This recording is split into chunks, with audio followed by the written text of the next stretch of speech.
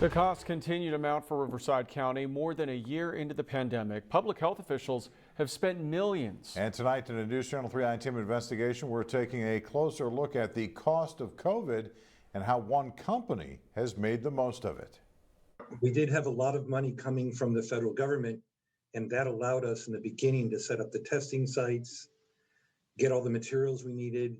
And spend they did. News Channel 3 obtained these records showing a list of contracts executed under Emergency Contracting Authority because of the pandemic.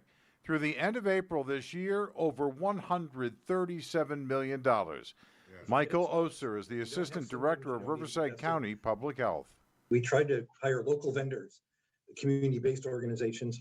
Millions went to local restaurants for the Great Plates program, helping to feed seniors. Millions more to programs like the Regional Access Project Foundation. Regional Access was great because we could contract with them, give them the money, then they could get it out to all the skilled nursing facilities, and also the Desert Healthcare Foundation, similarly, getting money out to the community-based organizations. Initially, there were millions being spent on testing. LabCorp shows up in the records twice for $12 million.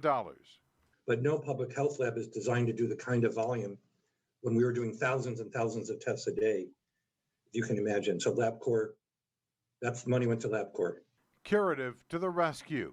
In November of last year, the county signed this contract with Curative for kiosks, mobile, and drive-through testing sites. On page 4, it lays out the terms that this agreement is a no-money agreement. Haley Albert is a director for Curative.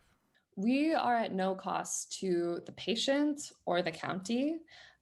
So a patient of ours will never receive a bill from Curative, nor will the county. They might receive an evidence of bill from an insurance provider, but Curative will never bill a patient for our tests.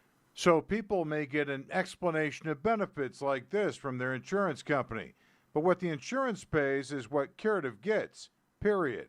A small company at the beginning of 2020 was about to explode. We went from about 15 to 20 employees. As I said, everyone working around the clock, doing every imaginable job, to just over 6,000 nationwide.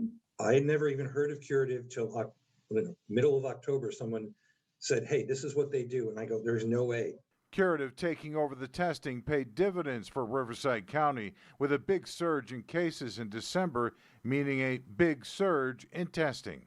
During that time in particular, our lab scaled up even more. The sort of surge over the holiday was a really nice forcing function to hire hundreds more people, both in our labs and on sites. Curative is now running vaccination clinics as well for Riverside County, as both the county and Curative now look toward what will hopefully be the end of the pandemic.